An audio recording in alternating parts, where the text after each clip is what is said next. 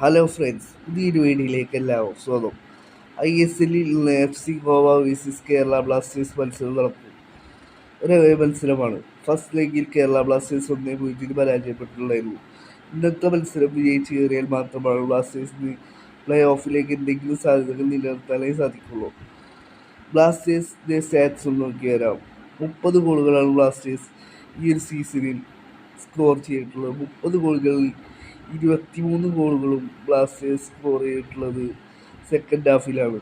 First half Blasters struggle ചെയ്യുന്നത് നമുക്കിതിൽ നിന്ന് മനസ്സിലാക്കാം. സെക്കൻഡ് ഹാഫിലാണ് ബ്ലാസ്റ്റേഴ്സ് കൂടുതൽ ഗോളുകളും സ്കോർ ചെയ്തിട്ടുള്ളത്. 30 ഗോളുകളിൽ 23 ഗോളുകളും സ്കോർ ചെയ്തിട്ടുള്ളത് ബ്ലാസ്റ്റേഴ്സ് ഫസ്റ്റ് ഹാഫിലാണ്.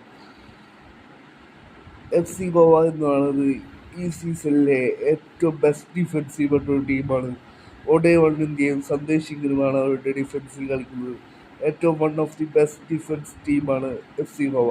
അവർക്കെതിരെയാണ് ബ്ലാസ്റ്റേഴ്സ് ഇന്ന് കളിക്കുന്നത്. ഇന്ന് ഫസ്റ്റ് ലീഡ് എടുക്കാനായിരിക്കും ബ്ലാസ്റ്റേഴ്സ് ശ്രമം നടത്തുക.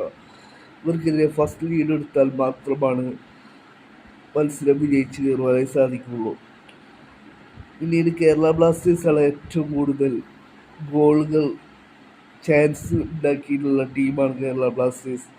5ാം സ്ഥാനത്താണ് ഏറ്റവും കൂടുതൽ ഗോൾ ചാൻസ് ഉണ്ടാക്കിയിട്ടുള്ള ടീമുകളിൽ വരുന്നത് ബ്ലാസ്റ്റേഴ്സ്.